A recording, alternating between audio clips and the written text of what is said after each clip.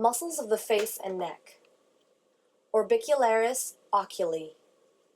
Orbicularis oris. Zygomaticus Major. Masseter. Temporalis. Frontalis. Occipitalis. Sternocleidomastoid.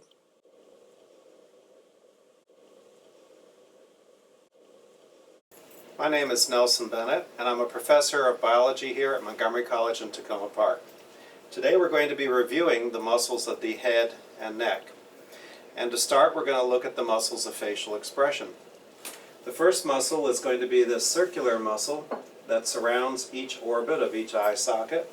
This one is called the Orbicularis Oculi, and is basically designed to help you close your eyes. A similar muscle that is also circular can be found around the mouth. This one is called the Orbicularis oris, and this muscle helps you to purse your lips or to pucker. On the side of the face, there are two muscles that are called Zygomaticus muscle. The one that you should be familiar with is going to be the larger of the two Zygomaticus muscle. This one's called the Zygomaticus Major, and it's responsible for helping you to pull the corners of your mouth up, as in smiling. On the side of the face here, on the side of the jaw, we can see a rather powerful muscle. This muscle really isn't involved so much in facial expression as it is involved in chewing by helping you to close your mouth or to elevate the mandible when you're chewing. And this one is called the masseter. So the masseter is a powerful strap-like muscle that attaches to the bottom of the lower jaw or the mandible, and it elevates the mandible pretty powerfully when you're chewing. Another muscle that's also involved in chewing that could go together with our masseter muscle is on the side of the head here, and this muscle is called the temporalis, named for the bone where it's located. So together the temporalis and the masseter both help to elevate the mandible or close your mouth when you're chewing. Those are your chewing muscles. On the front of the head, we have the frontalis muscle. This muscle helps you to furrow your brow, like when you're frowning or if you're confused and your brow wrinkles up. That's what this muscle would do, the frontalis muscle.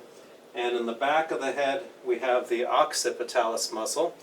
And all these muscles are named for the bones on which they're located.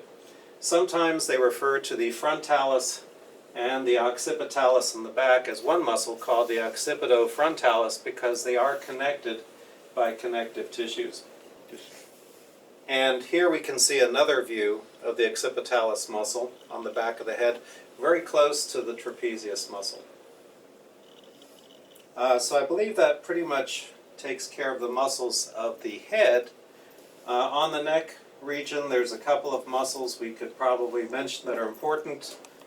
This large, long muscle here on the side of the neck, on each side, is called the Sternocleidomastoid Muscle, sometimes referred to or abbreviated as the SCM. The Sternocleidomastoid Muscle is named for its origin on the sternum and on the clavicle, and its insertion on the mastoid process of the temporal bone. This muscle helps you to turn your head, and if you use both of the sternocleidomastoid muscles together, they simply help you to flex the cervical spine or nod your head forward.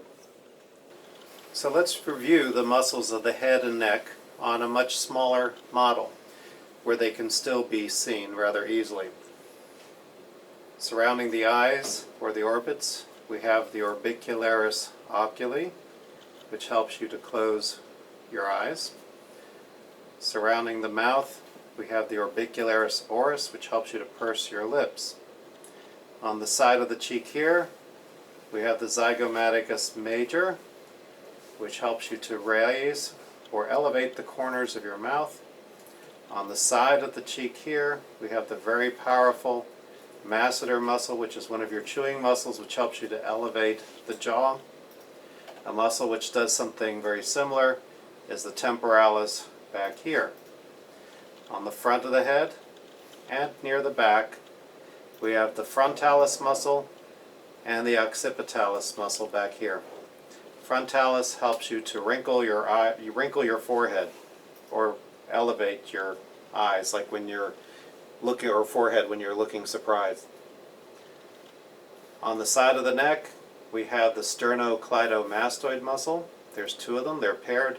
Sternocleidomastoid muscle, if used singly, helps you to rotate your head. If you use them together, they help you to nod your head forward. Let's review these muscles from yet another angle.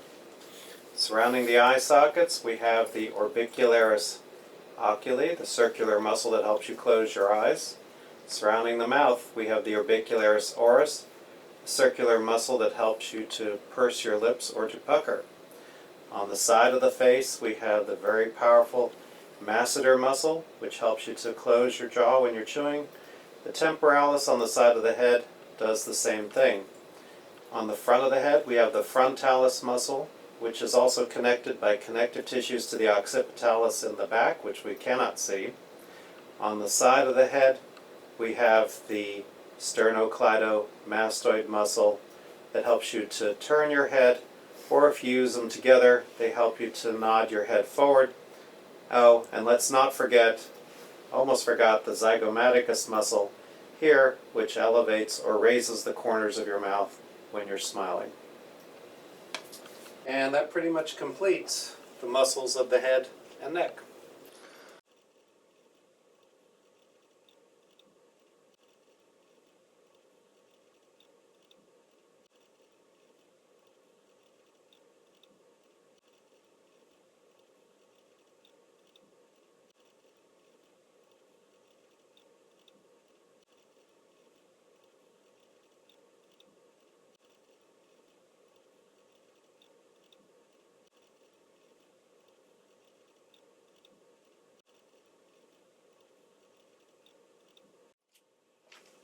Orbicularis Oculi, Orbicularis oris, Zygomaticus Major, Masseter, Temporalis, Frontalis, Sternocleidomastoid,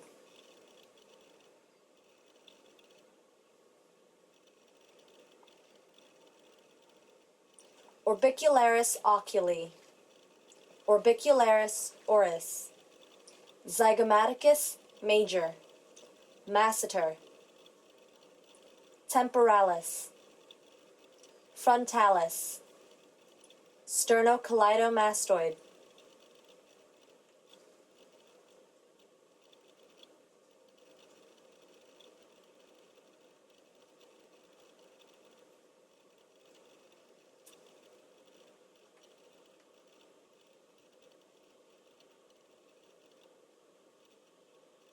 Orbicularis Oculi, Orbicularis oris, Zygomaticus Major, Masseter, Temporalis, Frontalis, Sternocleidomastoid,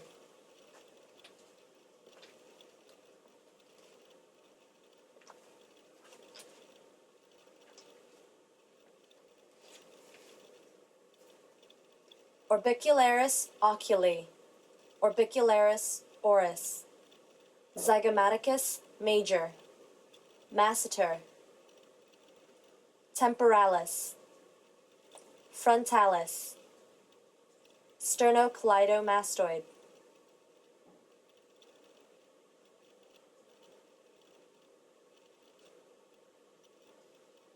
Occipitalis, Temporalis, Masseter, Sternocleidomastoid,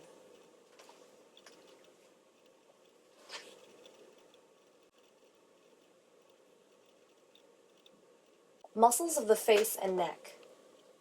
Orbicularis Oculi, Orbicularis oris, Zygomaticus Major, Masseter, Temporalis, Frontalis, Occipitalis, Sternocleidomastoid.